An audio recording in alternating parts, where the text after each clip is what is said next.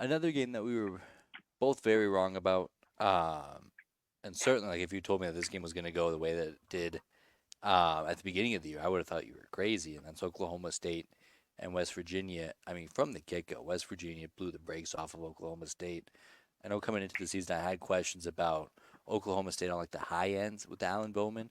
I mean, we're in such a conference with Cam Rising and Jalen Daniels and Garrett Green, like elite quarterback play, or so I thought at the time. And then, yeah, you bring in Alan Bowman to that fight. But then even with that, I'm like, okay, well, Gundy's always got a well-coached football team, gonna have a good defense. Ollie Gordon's a problem. They're gonna be able to work around Bowman. They can't. They can't do that. This team, they bring back a lot of starters from last year. I thought that was a big plus for them. Turns out their starters just stink, and it doesn't matter if you bring back talent if the talent isn't any good.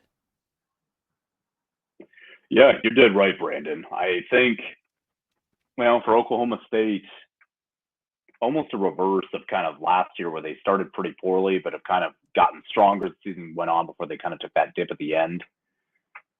What is this, lost three now for Oklahoma State on the season? Yeah, three in a And row. frankly, they should have lost. They could have easily lost Arkansas too. Arkansas just blew that game to be very, and that would look like, and frankly, that's going to look like a pretty good win potentially by the end of the season. That Arkansas team isn't bad, coming from a very biased, you know, commentator, but they're not a bad team. That's a good win for Oklahoma State, but they had a chance at home against Utah. Utah was not at full health.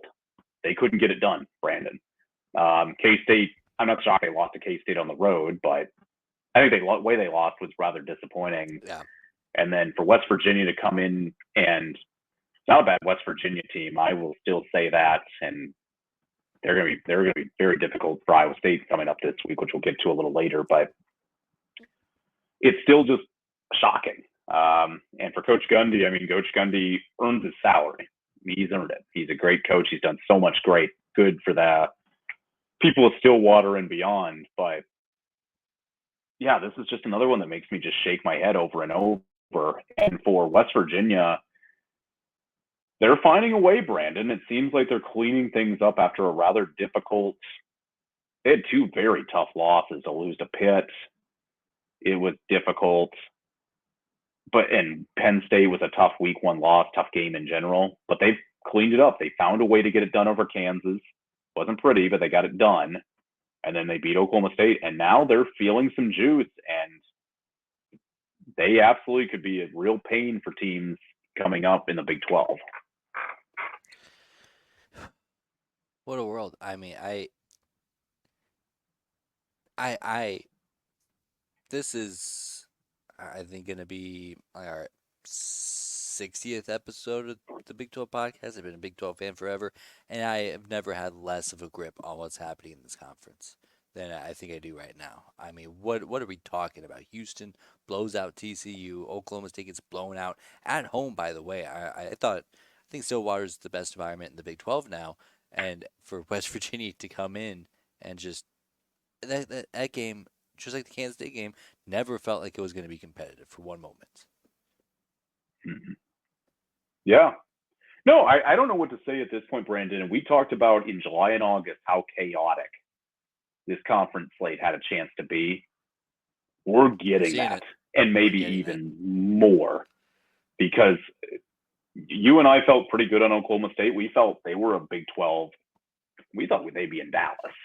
We really did. We thought they were a heavy contender. Top three was on both of our lists. I believe them, K State, and Utah. Those were definitely my top three, and they just haven't been able to get it done. And I'm not worried about any job security with Coach Gundy. No, not going there. But it's just they can't help but feel disappointed, because on paper, coming into this year, I thought they're the ones I think that are going to take advantage the most of OU and Texas leaving is Oklahoma State. I felt they had a real opportunity, and still a lot of time to go, and not that they can't clean some things up and still finish the season strong, but G. Litney, they've got to be frustrated in Stillwater right now.